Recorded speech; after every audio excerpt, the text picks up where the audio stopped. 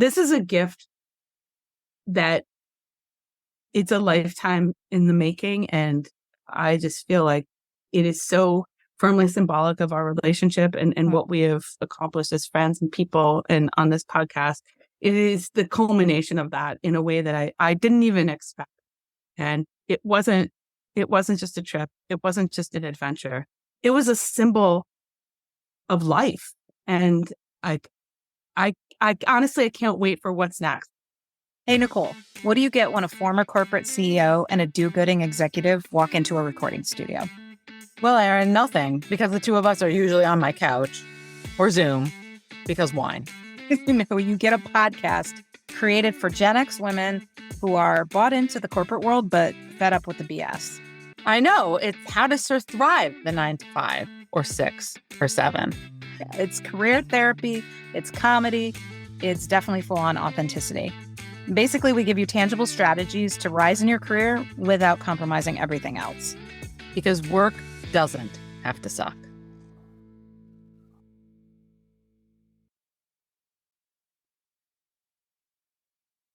Hey, Nicole. Hey, Erin. It's time for another podcast episode.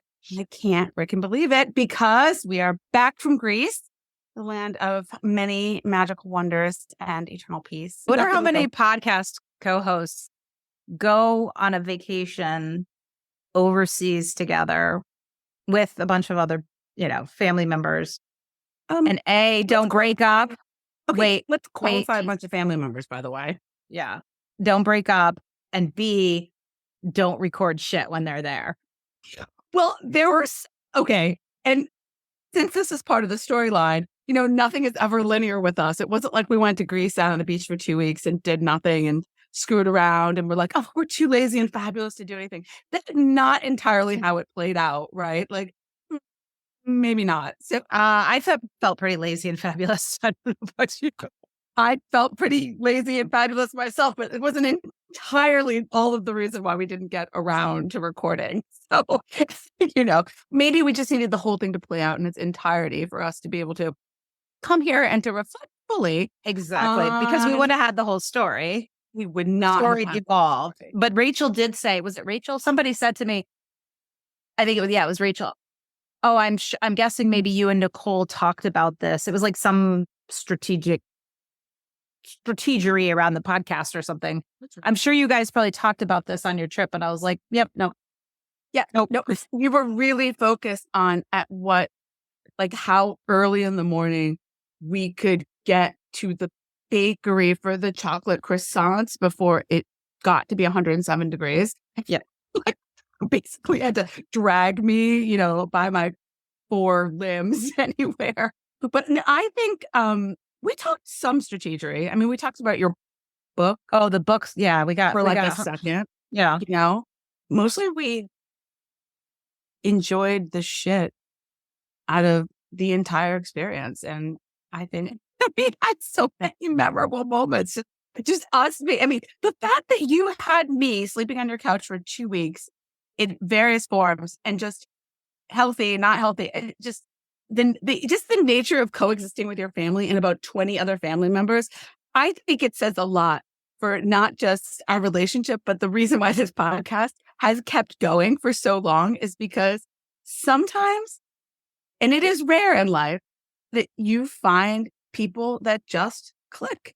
Mm-hmm. And I think if you don't put things under stress test, you never really freaking know, right? Yeah. And when we say click, like my husband, who you got to meet Greek Manny, as I call him, who is his alter ego. He's amazing, isn't he? That's Greek Manny.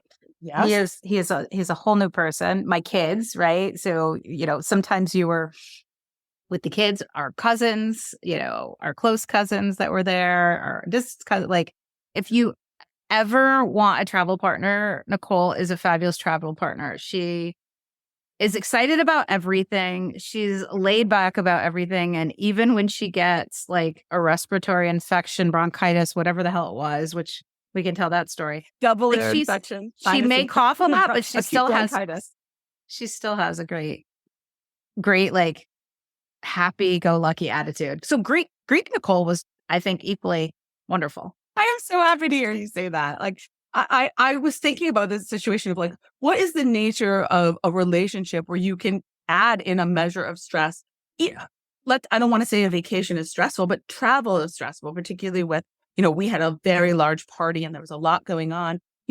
What is the nature of that that you feel like, okay, I'm comfortable enough to test this out a little bit, right? And I was thinking about this in the nature of all relationships, right? Like, but I felt like the podcast in some ways was a good, and having been roommates and friends for so long, I had a sense that we knew each other well enough that we could adapt.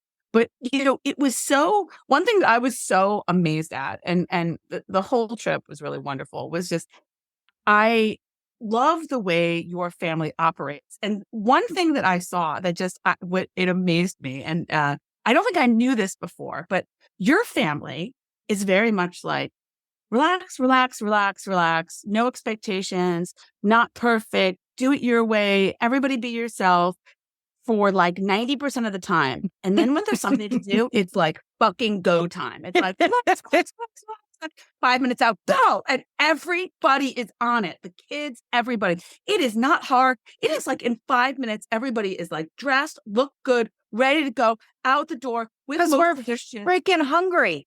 We're driven by food, dude. It's our only motivator. Your vibe is like turns on like that. And it's like, all right, we're ready, off to the races, get the souvlaki, like we're out. It was so hilarious. Like at first I was like, is this a game show? Like, which is also hilarious because I don't think we had a dinner before 7:30 p.m. Like we're talking most of this, like get up and go was at like 8, 9 o'clock at night. Well, the days are hilarious in Greece. So if people aren't aware, everything is open all of the time. And it's cyclical with the heat, right? It's very much sort of a desert tropical environment. So, you'll have businesses that are open, I don't know, say like 5 a.m. to 4 a.m. You're like, they're just open all the time, but not really, right? So in the heat of the morning, people get up very early to beat the heat. Now you might be running, other people might be, delivering fruit. Smoking cigarettes, having old men having coffee on the street, checking out the business. I mean, it is a Grecian village, right? So all of the activities are going on and people are living their lives. There's like social, local lives early in the morning. And then smartly, because it's like 100 degrees, people kind of quiet down for, the midday and then everything comes back to life at night. So at night, people are leaving their houses to live the rest of their lives, eat food, do whatever, 8 o'clock at night. And I just had this realization that, and I knew this, but the thing that makes life so interesting there is that I think in the United States, we live our lives very insularly. We live it indoors largely, right? Like our private lives happen indoors. In Greece, your life happens in public. If you go to a restaurant, there are no seats inside. The only seats are on the street. So everything is a public social experience and it happens in accordance with the climate, which, makes sense. So, it gets cooler at night, everybody's out and then people are eating and living and doing their lives on the street until, until 2, 3 o'clock in the morning. Or if you go to Fanieri, like we did a festival till 4 and they just start going all over, but Erin, there's so much that like a beer and a meat stick can just like, it can wash all your troubles away. Yeah, we got to experience it all. I guess I'm curious because it's so hard, for our listeners, like, most people are listening and thinking, Greece is on my bucket list. It was, it is on everybody's, but, a lot of times it doesn't happen or it doesn't happen till you're much older. Like for you, somebody who's traveled a lot of places, but Greece has been on your quote unquote bucket list. Like what was the most surprising thing, I guess? For you? So I'll say this, particularly for the listeners who don't know, this is your husband's home village. And we traveled with, 10 people, including his cousin who lives across the street. You guys have a very close family. So there were 10 people in our party. I like instantly became like an honor an auntie, which was part of the vibe, which was part of the awesomeness of all of this. And then Manny has tons of extended family members that are there. Plus there were additional people coming from the United States. So friends, family. So, every time we went out and every time I was, the self-appointed social media coordinator photographer, I'd be like organizing these huge groups of cousins. And then there would be like dozens upon dozens of people, and so there was this gigantic family atmosphere in the village that Manny's family is from. And I think the thing that was so, I don't want to say amazing or wonderful, but the thing that really made this trip the most special trip of my life, and something that I think is just not to be missed and should not be underestimated, is the fact that you cannot buy an experience like this. This is a function of being part of essentially a family unit. I mean, this is your family, and you adopted me into your family, and you provided me an experience that was not a tourism experience. This was a life experience. I went and lived with your extended family in your adopted homeland for 2 weeks. You can't go into that and not feel humbled, open, and want to embrace your most honest and authentic self, because you're being offered an experience that is nothing short of life-changing. I mean, you cannot order that experience on a silver platter. You could be a holidayer and a tourist and enjoy all those experiences, have a wonderful experience in Greece, but to be essentially adopted by a Greek family in a village is just, it's a mind-blowing experience. And that, to me, was what I think was just so beautiful. Like, the whole experience. Well, and I think part of that. And I think for us, and we knew this kind of going in a little bit, but I think is also a lesson that we appreciate, and we haven't been for 6 years, but I've been, this is my 5th trip. The kids, this is their 3rd trip. This isn't the first time. I think bringing in someone new, whether it's your kids when they're younger, although I don't think they can quite at least verbalize what you can verbalize, but somebody that can appreciate it, and that there is like fun and being able to show and watch your eyes the first time you saw the church that we walked up to, or the first time we took you to Yanadi Beach and you got to experience the Stone Beach, or to Lidos, and Klimis, just like you talked about, this bride calamari at Klimis, the restaurant on the beach. The beach culture in Europe is like nothing else in the world. I mean, it certainly doesn't exist that way in America. The beaches, again, are public. You go, there's infrastructure, you rent a beach chair, there's a restaurant, they're clean, they're open to the public, they're not private, permitted, land owned. It is a culture. And it belongs to everybody. That is not the experience we generally have in America. And it is a goddamn shame. Again, that's the whole concept of like living publicly in these places. It reminds you sometimes of, when I think we sometimes feel oppressed in America and we don't know why. Part of it is because I think we do not have this kind of sort of public culture and public access to the things that make life so beautiful and livable. Yanani is a poor place. It has an informal economy. Yes, there's a lot of a tourism economy. There's foreign money, but the local people there are not wealthy, but they live a very rich life. Yeah. They work 30 days out of 31 in the year, but they, like you said, they sit outside, they talk to people, they walk to the grocery store, they don't drive, regular things don't cost money. Yeah. And I think just being able to be even more mindful and have you appreciate it. And I don't know who next time maybe we'll have 20 people, although that got really crazy. Every time we went to dinner, we'd have like a bigger and bigger table. But I also love, so about halfway through the trip, a little over halfway through the trip, Nicole started not feeling well.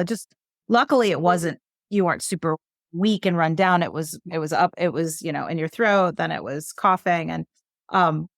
And I loved how you're like seized as an opportunity. Like literally one morning, Nicole's like, I'm going down to the pharmacy. Actually, you said first, which pharmacy, because if you would have said the quote unquote hospital, which is really the doctor's office that's next to the pharmacy, I would have been like, take Manny with you. He can at least show you the ropes. He can speak the language, whatever. But no, you instead turn it into an entire experience. So it's Sunday morning, and I had been feeling like increasingly sort of fatigued, and like I knew something was going on, which isn't abnormal for me when I travel, especially the extreme heat and cold.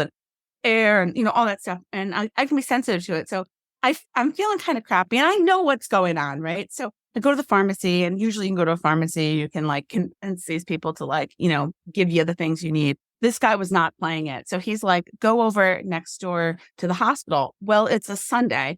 And I'm like, there's probably nobody at the hospital. There's a phone number on the door. I call the phone number. All of a sudden, a bunch of dudes in like military fatigue show up. Like literally they're in there and they're like, okay, come on in. And I'm explaining to them the situation and they give me a prescription and it's not entirely the right thing, but I'm just like, all right, this is a good start. Truck on. I'm like, I navigate that, right? I truck back on over to the pharmacy. I talk to the guy. He's negotiating with me. I get my drugs. Then I'm outside taking said drugs. And like this tourist bus shows up. And the guy driving the bus was like, I end up having this like 45-minute conversation about transit and the bus system in Greece and just, in Rhodes and just how the bus system works, where you can get, how, like what the lifestyle of a bus driver is like, how people use the buses. They were very nice coach buses with air conditioning. I was just like really hot and kind of miserable at that moment. And all I wanted was like an air conditioned ride. And he was telling me about how he was going to all these different places that some that Manny had mentioned and not. And he basically was like, you should just get on the bus and I'll just take you all over I'll just take you all over roads. Like you don't even have to pay. I've got like all these stuff. The opening act to the Dateline NBC episode.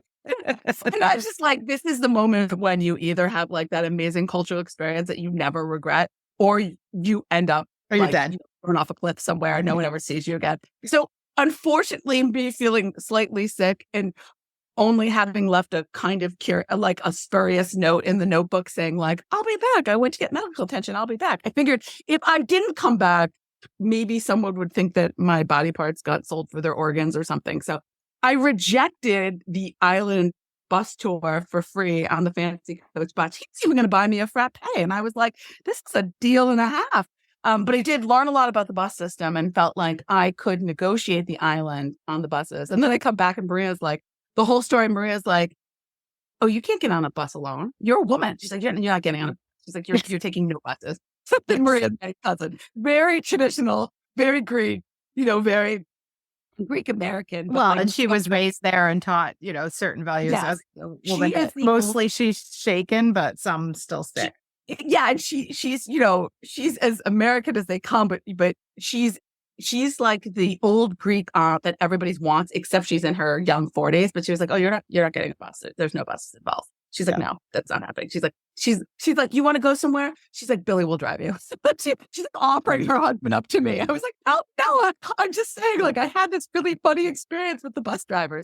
So me going to the hospital the first time, also, because I think transit systems are the most, like, if you want to get to know how a place works, learn a little bit about transit, like cars, parking, buses, public transportation. So the whole time there, I'm fascinated by what is going on transportation wise. So I felt like I got to have my little cultural fix. I ended up having to go back to the hospital the second time to reconvince a new set of military officers that indeed I probably needed antibiotics. And I think I knew that the first time, but I Well, you actually thought you got antibiotics. You weren't sure. True. That's the truth. Finally, when I translated the Greek, thank God Google Lens, I was like, oh wait, this is pseudoephedrine. I was like, this motherfucker did not give me the drugs I wanted. So, but the second time the pharmacist was like 12. And so he's reading the prescription and the second military doctor was probably the first one was 20. The second one was probably later 20s. He's a little older. He actually had a little better English too and described to me that he was prescribing two things. I need one or the other and whatever. So I go in and 12-year-old pharmacist, literally, I think it was somebody's child. He starts giving me both prescriptions. And of course, things are just written out. They don't really tell you how to take them or how long to take them. There wasn't a lot of specificity here. Being an American, I'm like, I need specifics. And I was like, I think the prescription says one or the other. I don't think I'm supposed to take both. And he kind of looks at it again. He shrugs his shoulders and he was like, which one do you want? I was like, I don't know. I was like, how about the first one on the list? And he was like, okay. And then they take the prescription from you because somehow these are controlled substances. And I'm like, the whole process is very funny, but it's just like, it was literally written on the back, like of a brown paper bag, and then, and so he takes it from me and I was like, well, can I take a picture of it so I know how much to take? Like, thank God my brain was working enough that I have the wherewithal, because it definitely was like, it was wonderful, but kind of a lost in translation moment. But the funny part about this is that it cost me $0. Yeah. None of this cost any money, because I've been to that quote unquote hospital for ear infection. they were Yeah, like, you write your name in a notebook. yeah, they're like, it's a gift of the Yanani people or whatever. It's a gift of the government. I mean, it's whatever national health system it is.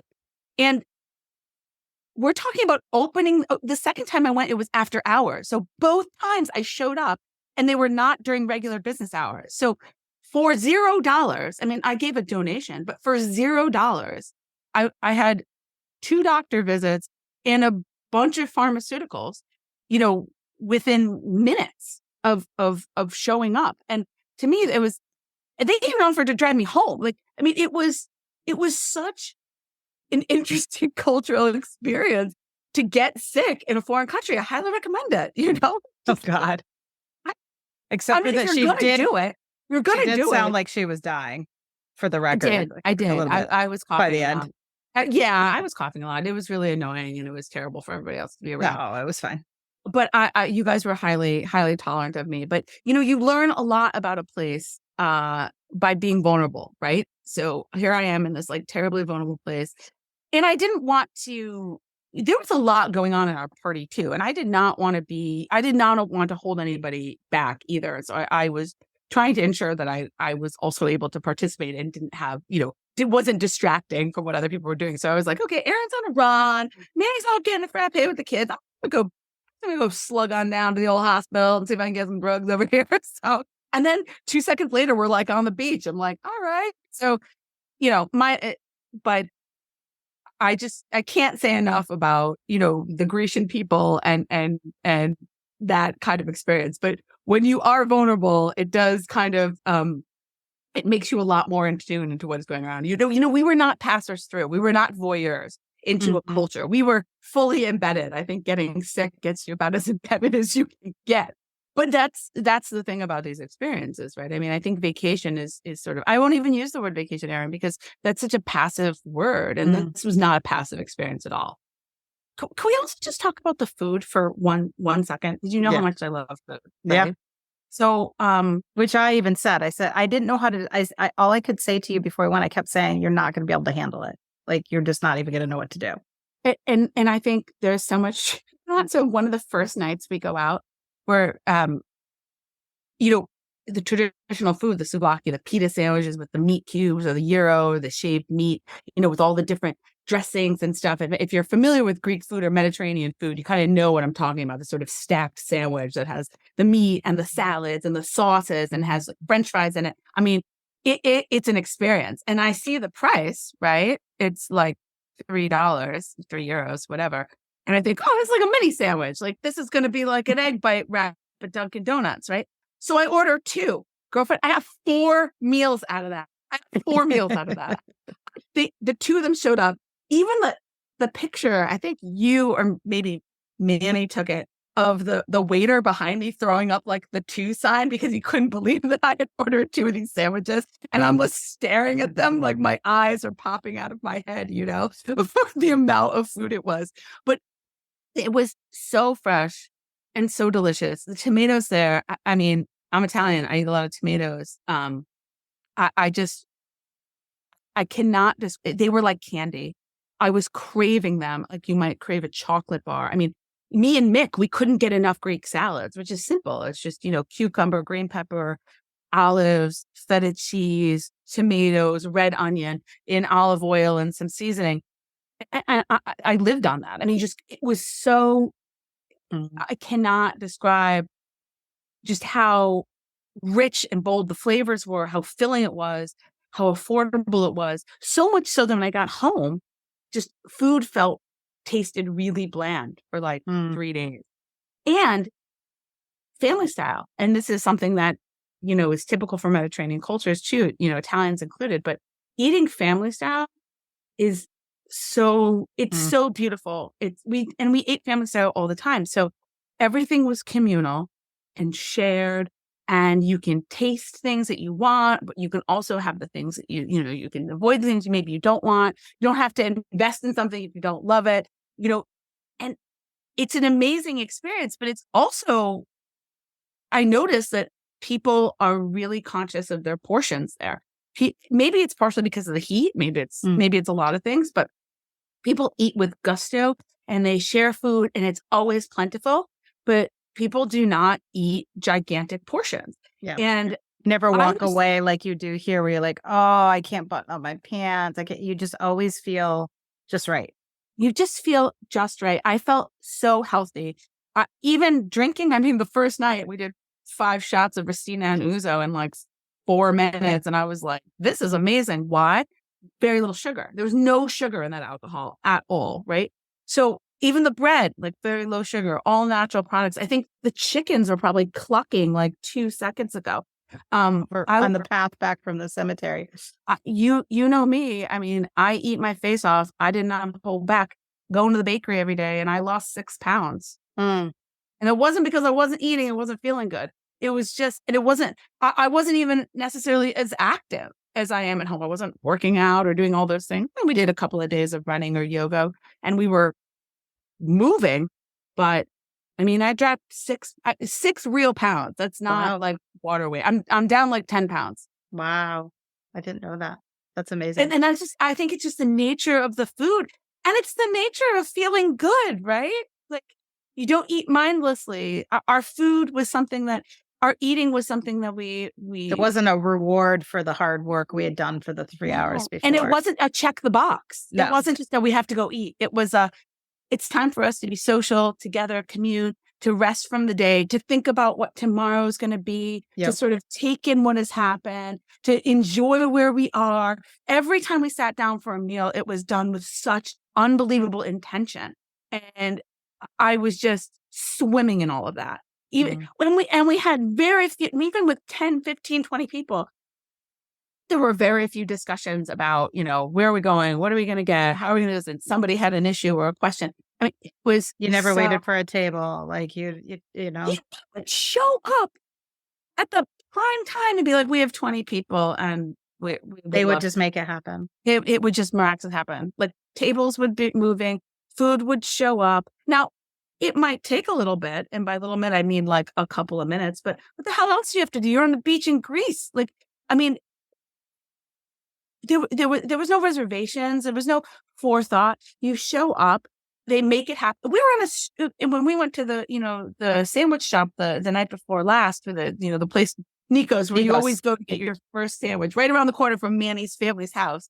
It's this great sandwich shop where it's family run, and it's like, you can tell they're kind of the center of sort of the restaurant social scene. It's very the most authentic place, I think. They've got great real estate, right? But they're in a tight alley. There was a ton of tourists that night, and part of it is, I think, evolves because of what happened next. But there was a ton of tourists that night, and none of us, they're just like, yeah, sure, like 10, 12 people, no problem. And like, all of a sudden, like, they're moving people, chairs are shifting, like, we're just, it was, and some people in the family would talk about, oh, that's not the best place to get. But like, 2 things. One, it is the place that like randomly will give you shots out of nowhere. And 2, it's the vibe and experience. I think one of my favorite parts is you get done with this big, huge meal, drinks, whatever. And then you do the international sign for, we need our check. And they literally come over, and you've got paper napkins as tablecloths, right? That's sort of the classic Greek thing that are clipped on. And they basically pull out a pen and start from their head recalling all the things you had in a table of 10. And then they added it up in their head. Like, right there. Long math. Your math. Check is right long there. Math. Don't know if they carried the 1 or the 2 right or wrong or whatever, but that's just like, that's how authentic that experience is. And I took multiple videos of that, as we're like cheersing our mythos, it was always time for a mythos beer. It was like, it just sort of taking all of that in and just being part of that experience was just amazing. you take these things for granted, I think, or maybe you don't notice because it's so easy when you're also traveling to be maybe overwhelmed. I just felt I was just so into everything that was going on, like in the specific. And, it Greece is a wondrous place, not just because it was Greece, but because of the opportunity to sort of exist in a real world, in a real place with people, which is great because, just shortly after that, right? I mean, things went to shit. Nicole, what are you doing over there? I'm finally getting up off the virtual couch and making some career moves, just like you told me. And I came across your authenticity playbook. Yeah, I forgot to tell you about it. This authenticity playbook I've had for a long time, and it's actually the most downloaded resource I have. It's basically 10 quote unquote plays, authenticity plays that you can make at work to stand out and get promoted and use authenticity as your strategy, your secret weapon. Now, I'm really going to take this to heart because despite all the sports references, I know that it's full of your awesome and your authenticity, and it probably is going to help me go far or go home or go big or whatever the sports reference is. All the things. So listeners, if you also want the authenticity playbook, you can go to beauthentic.com/playbook, and you can make career moves like Nicole. Whoop, whoop, Heisman!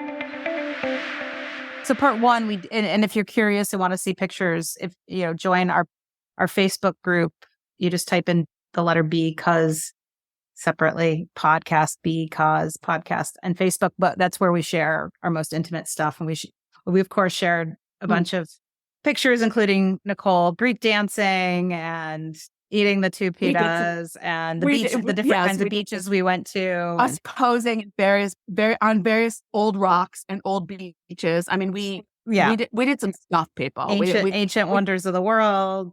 We climbed some shit. I got pooped on by a donkey. Like, we sweated our faces off. Like, and we saw temples and just the views. I mean, Rhodes in itself, which is where we were, is a magical place. And yeah, I want to give props, to you and Manny too, because I stayed with you for the full 2 weeks. In part, I was going to move on, but in part, I was just having such a good time. And Manny had so many things he wanted to show me, and I didn't want to miss a second of it.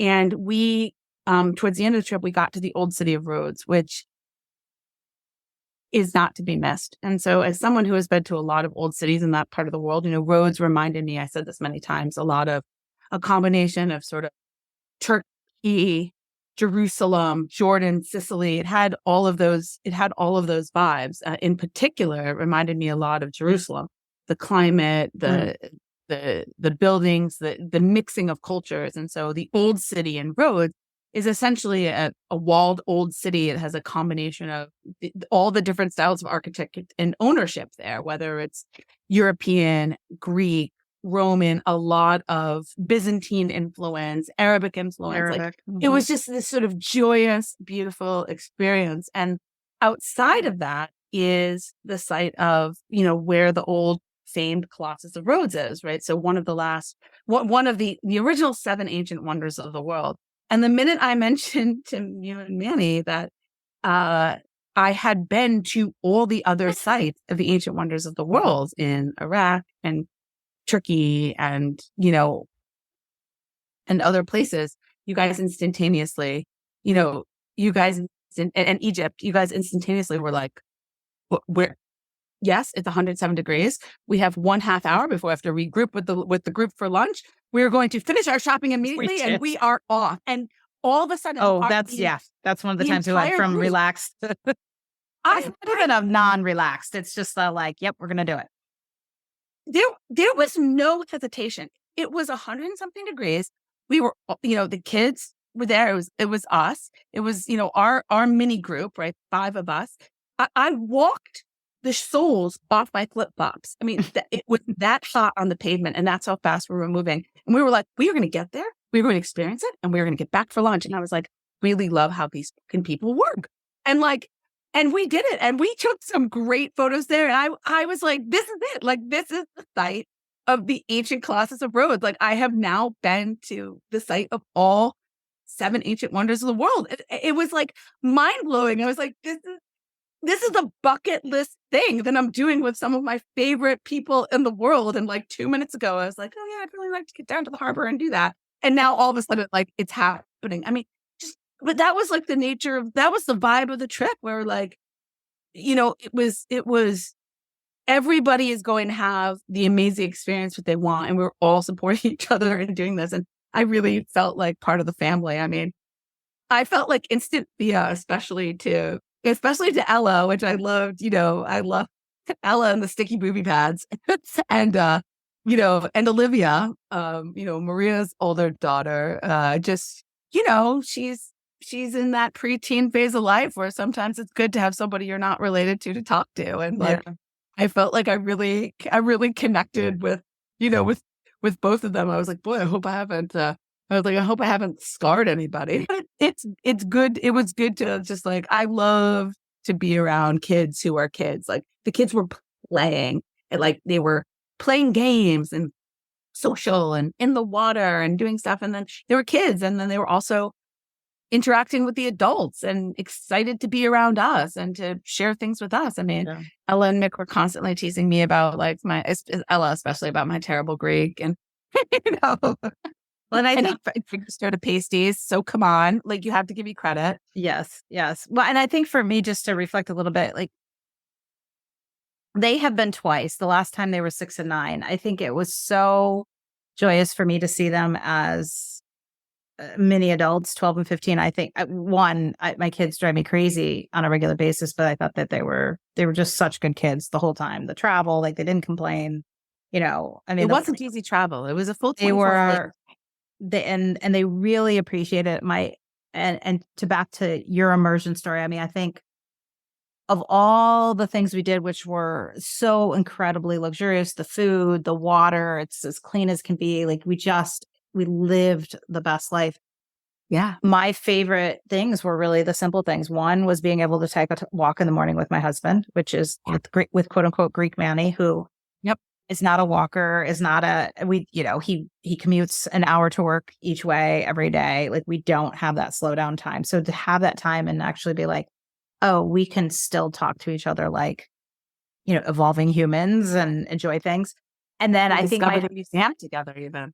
Yeah. And then I think my favorite memory for the kids will be that sort of, to me, infamous night when we sent them off to get the pizza. So one night towards the end of the trip, we decided we didn't feel like going out. We're just going to order some pizzas from a local restaurant and bring them back to the hotel and sit at the pool area. And so the kids, of course, by this point were super comfortable with the village. And so we sent them off. We said, go to Sergio's, order these 2 things. And we actually gave them your credit card because you're like, I'll get the pizzas tonight. So they went off with Auntie Nicole's credit card. So it was Mick, Ella, and then Georgie, who, Georgie and Mick are the same age, 11, 12. And then Ella's 15. And they came back, they had ordered it. And then Billy and Manny were like, we need more Mythos because we could buy it at the hotel, but it's much cheaper if you go around the corner to the grocery store and buy a 4-pack or a 6-pack. So Manny said, Ella, I bet you could try to buy it. So the drinking age there is 17. She's 15. But the one ringer we have is that Yanni Hatzakostas, a cousin, works at the grocery store in the checkout line. He does. So we're like, by the way, very good dancer. So we're like, give it a shot. So they go to the grocery store, and as Georgie recalled, she's like, we were like kind of dancing around trying to make sure we could get in his line, and so they get up there all timid.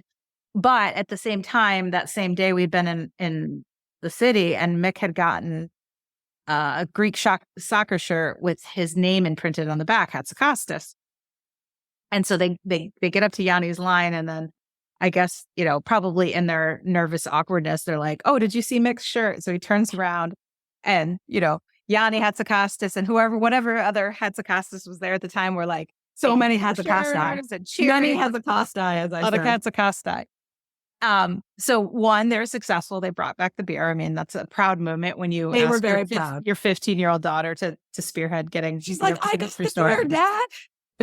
And then they went from there back to pick up the pizzas, except when they got to pick up the pizzas, they weren't ready yet. And so this restaurant is also owned by a relative married to a second marriage, but let's just call her a semi-relative, an in-law. And she said, well, while you wait to the 3 kids, can you clean off that table?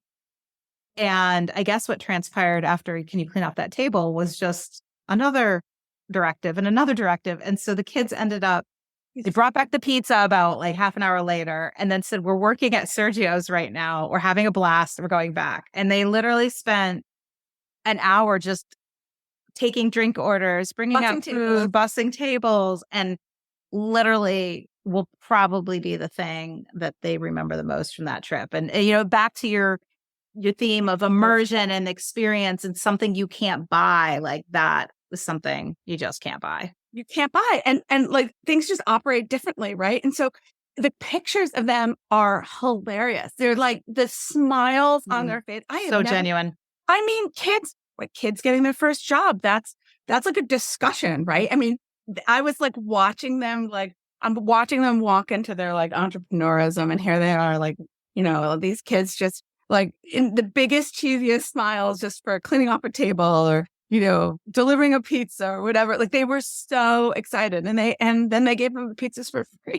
And you didn't have to buy dinner. I mean, they worked for your Auntie Nicole, basically. It worked out for everybody. I was like, wait, so I can pimp you guys out for free pizza? I was like, anytime. I was like, this is great. And then to cap off that evening, it was adorable. I think you had gone to make a phone call or something, and then they came back with the pizzas and they said, can we go to Basis and have dinner on our own? And so, yes, like that was just so cute. The 3 of them, my 2 kids, even being around each other for more than 10 minutes is a major accomplishment. And with their cousin, and they ordered on their own. They got 3 things, family style at a local restaurant, and had their dinner together. And like, to me, that experience, the Banyaniti, like you said, where we did went to the festival and ate the meat sticks and did the dancing, or you just finding a way to navigate your illness, like finding a way to get there's got to be a new word for it, right? Like there's got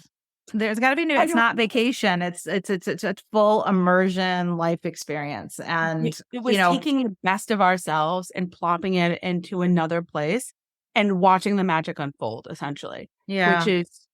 Which is an experience that is the kind of break or shift in life that is really fulfilling, right? Yeah. And I ask our listeners, like, you maybe think, like, I don't know how, but how can you do similar? And no, it may not be to Greece. It may be to 2 towns over from here. It may be, friends. It may be cousins. It may be relatives. It may be it may be you just Googling and finding a place and deciding your next vacation is going to be, the classic Airbnb, somebody's house, somewhere off the beaten path. But I do think there's something so rich and rewarding that stays with you so much longer if you can create this immersion experience versus a vacation. And I also think that part of it was the group dynamic. Like everyone, I know the rules are tight for families. Again, it's the insular sort of American experience. Right now, I don't have a family, so I only observe this, but things seem a lot more controlled, particularly for children now than they ever were. Like I grew up like this, where my mother had 40 first cousins. Like we were like feral animals, right? Like we went off and lived this way very freely and openly in my childhood. And so I felt almost childlike in Greece. And then watching these kids have that same experience, in this magical place made me feel very warm, right? It was familiar to me and wonderful.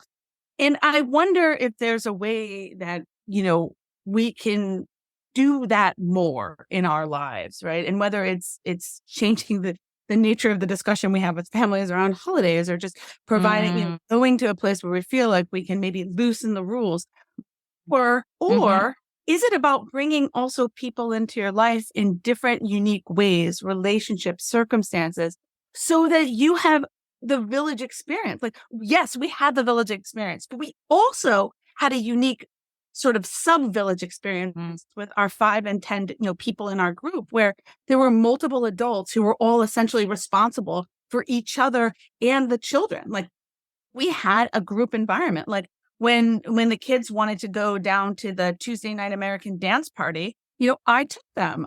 We did the Macarena till 1 a.m. with a couple of the kids while you guys were off doing what, you guys needed to do and packing and cooking and sleeping and whatever. I took the kids to the American dance party till 1 o'clock in the morning in the playground because why not? Because we can trust each other, because we were living the best lifestyle, and when Manny and Billy and Maria wanted to stay at the Banieri and dance till 4 a.m., like with some of the kids, like they did that. They did what that. I mean? Everybody just kind of did what they wanted to do. Can we think, and I think some cultures and communities and people have remembered to embrace this more than others, but the concept of the village is, we talk about it in theory and we sort of fetishize about it, it takes a village to do the things, but like you have to invest in the village. You don't get to just buy the village package. There's no village package, right? You have to invest in the village. Like, who is in the village that you can bring beauty into your lives with, and you can bring beauty into their lives with, and then potentially create a wonderful experience for your family. Like me being part of this whole community of people where we were just kind of making this experience great for everybody. Like, it's very easy to say to yourself, like, boy, this is get complicated. There's so many people and personalities and needs. But like, if you have the right people with the right expectations who really, really appreciate and love each other and you create the vibe, a few of you create the vibe right out of the bat, right? Think about what this is going to be like that. Your family, like, think about what that could mean also to bring more people into your intimate experiences, like a family vacation or a trip or a party. Like, I think sometimes we just get into patterns. Like, we go to through the motions. Yeah. Through the motions, or like, I'm not going to invite this person. I'm not going to, like, I'm going to bring these people, or a girls trip has to be separate from family trip. Like, we basically did girls trip and family trip all in one. Exactly. And extended family trip. And then your extended family like took me in as extended family. And I felt like I built really lasting relationships with Manny's family. And, one of the things that I loved the most about the trip was the morning when we ended up at the cemetery. And, I love ancestry. And I feel like there's so many cousins that I was starting to get a sense of the family tree. And I feel like I understand Manny's family tree better than I understand my own at this point. But we went to the cemetery and we were looking at, all the styles of burials and thinking about like which family like had the money and for this kind of burials. And there's pictures and there's some information and history. And I was able to sort of build sort of a sense of the history and the culture of the family, but also of the community by visiting this really interesting place. I mean, how many people go to graveyards on their on their life experience? Yeah, on their life experience. And I found it to be really, really beautiful and fortifying and sort of really connected me to the experience. And even stuff like that was just so magical and profound. And one of the things that I loved was I learned the origin of your family name, Hazakastas.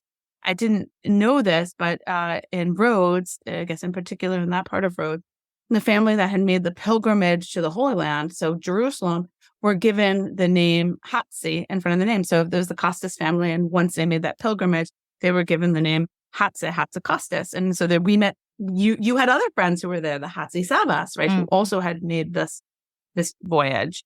And so, the nature of I learned just so much about your family because of the name, right? The name of your family and why there are so many Hatzi in the community. But it's a lot like, I kept saying this, there was so much akin to Arabic culture, whether or not anybody wanted to hear that, it's the whole concept of the Hajj, like those who make the Hajj, they have a special, to Mecca, Medina, that they have a special sort of nomenclature for that and a special title, and this is the Greek version. So I got more of a sense of like your family, and that's not something I think I ever would have asked had I not been there. So, but I also really enjoyed the Greek dancing, so which I'm terrible at, but we were all very noticeable. I don't know if it was like the big blonde hair or what, but many times people came up to me being like, hey, I saw you guys doing whatever. I saw you guys Greek dancing. You guys are very good. Mostly they were talking about us and like the kids, but they were like, oh, you're very good. You're very Greek. And I was like, I am not good. I'm like tripping over myself. that guy from Philadelphia was trying really, really hard to teach me what to Greek dance. I was tripping over my 2 left feet, but we actually, but think about that. We're in a Greek village, and we spent hours doing traditional Greek dancing and eating meat sticks and drinking beer with like just hundreds of other people. The Like, villagers. what the? Again, you just, as I think through all the fun, I can't even get over that. And I think that's what makes the next part so hard, is that I don't know if people are aware, but there were serious wildfires in Rhodes. And just after we left, the village was under The day after we left. The day after we left. After we left, the village was evacuated. Right. Evacuated. And so the half of our party was still there. And we were, worried about them and thinking about how to they evacuated to Rhodes.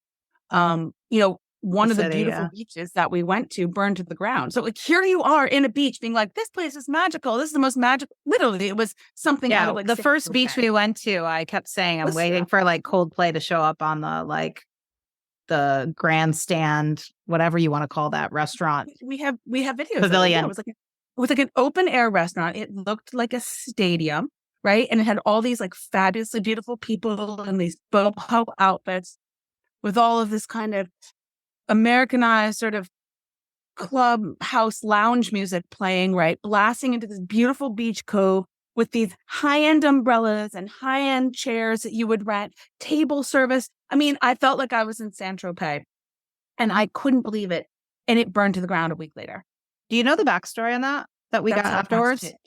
Do you know the backstory on that, though? No. We got, just really quick, that was built illegally 3 months ago. There was Illegally. huge controversy. There were protesters. I think somebody squatted basically on the land. Yeah. So Manny's cousin Nick, who's here, but also, goes over to Greece once or twice a year, told him the whole backstory. So it's crazy. And you can't help but think maybe Taylor Swift needs to add this into her Karma song. So that was interesting. But yeah, so that was burnt down. That was about 10 minutes from where we stayed. So Glyster was that thing was put up under controversy, and quote unquote, at least people thought it was illegal. But yeah, it was crazy. The bigger tourist village that's about 10, 15 minutes from our house, that's near that beach that Nicole mentioned, they evacuated people from the beaches. 3 of the hotels burnt down. They actually called it the biggest evacuation in Greek history. The numbers say close to 20,000 people were evacuated off the island, which the start of it all happened 24 hours, basically, or after we left. Chaos. It was total chaos. The Yanadi, the village that we were in and were related to half of, that we just talked about, was evacuated 3 times. And the only reason it stayed on the just outskirts and did not enter the village proper and damage homes and restaurants is the will of the people. It was, that was not fought off by the firefighters from Rhodes or Athens or the airplanes. That was fought off. In fact, Yanni was in one of the pictures afterwards. People the group picture, right? He was in a group picture out in front of the supermarket. I saw that on like the Facebook group that we joined. Yeah, I recognized him. Yep. So the will of the people, and thank goodness it was a really weird thing to come back from literally the most perfect life experience, not vacation, to go into that and just worry about relatives, because it's an island. It's a second world country basically, and so we had to worry about their safety and if it got any more out of control. Yeah.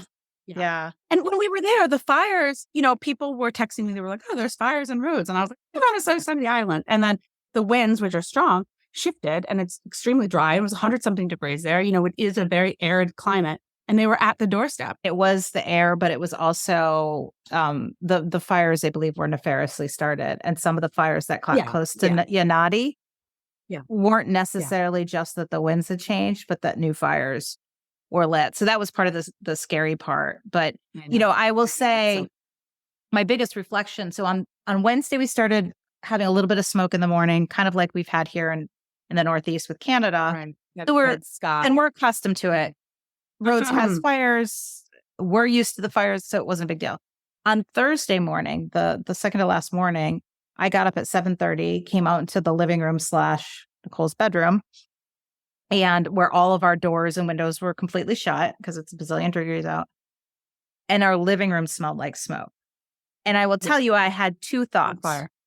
One thought was, crap, I can't go running. I'm smart enough to know I probably shouldn't go out running when it's 82 degrees and I can smell. And two, I hope this doesn't ruin our last beach day.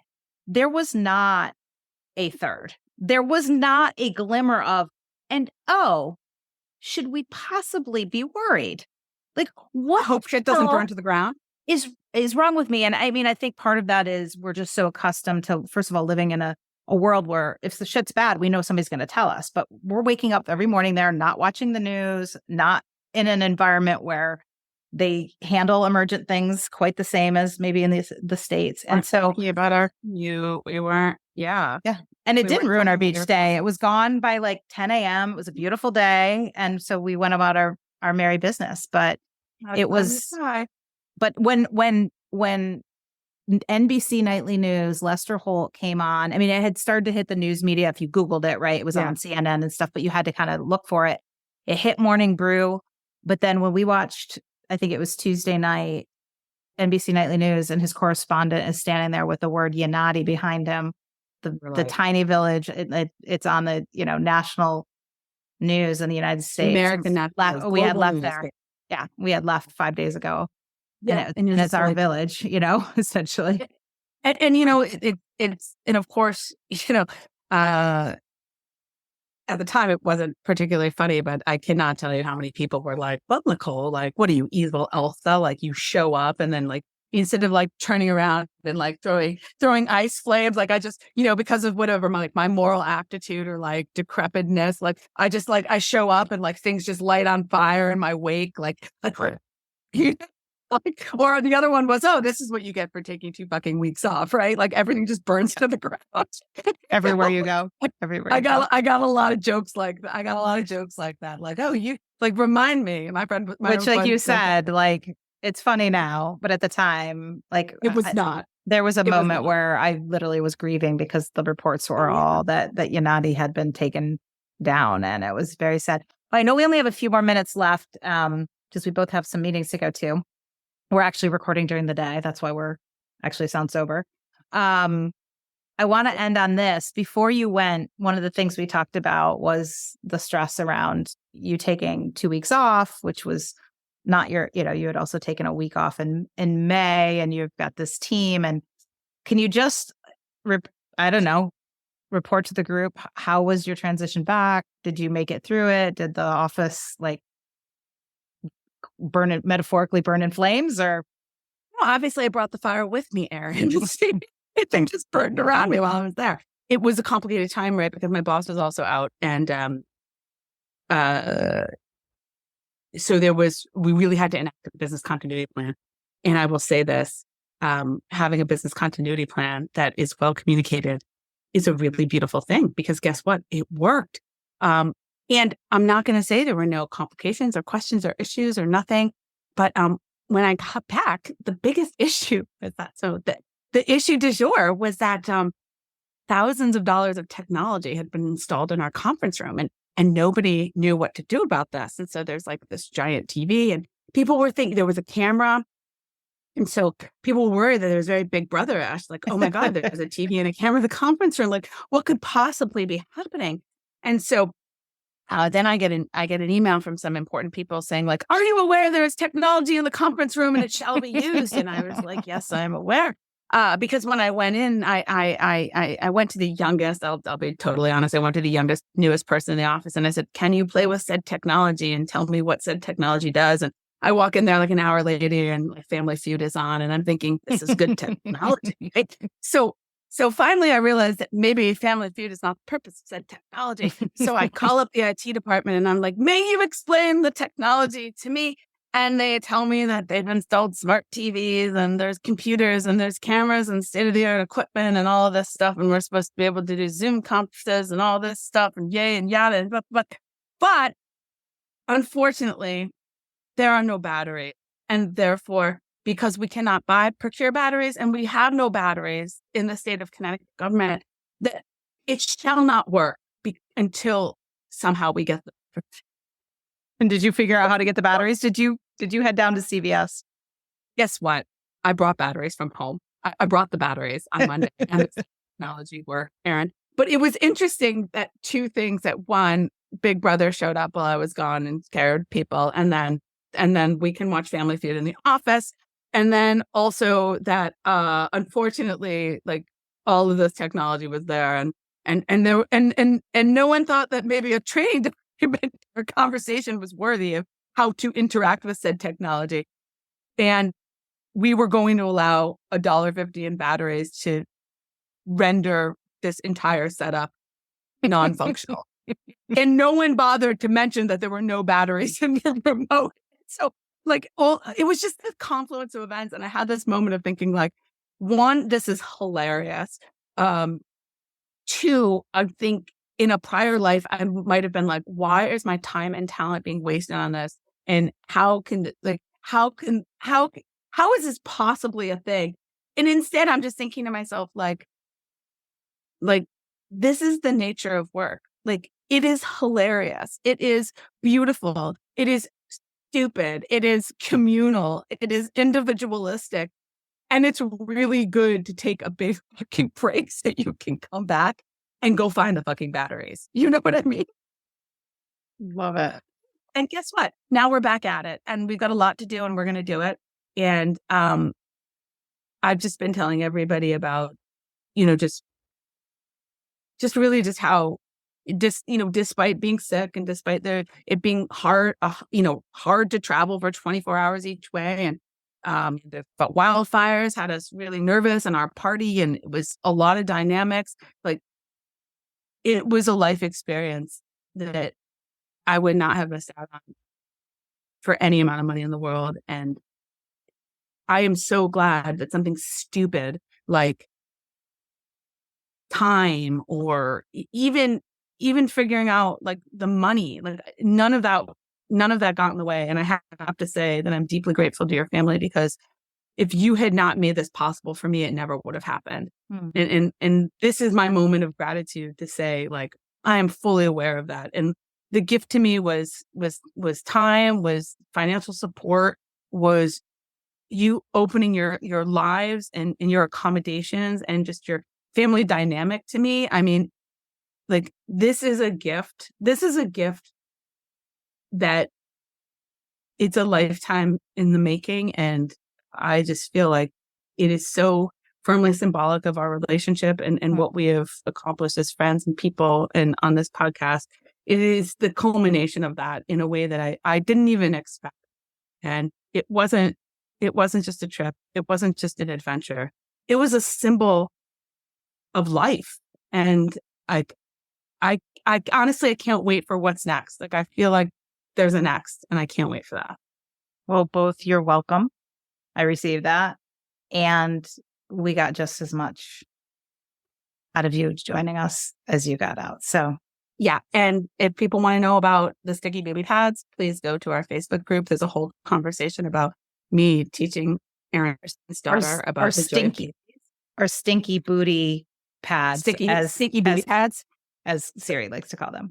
All right, dear. Yeah. It was good catching up. Good catching up with everybody.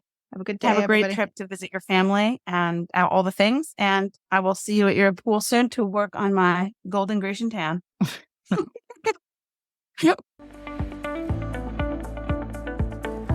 Friends, do you have other friends? Are they adults? Are they out in the world somewhere? Please, please, please invite them to listen to our podcast. Okay, dude, you sound like a late night, like 2 a.m. infomercial. Basically, what she's saying is our love language is ratings, reviews, and sharing the podcast. We'd love nothing more than if you would do that.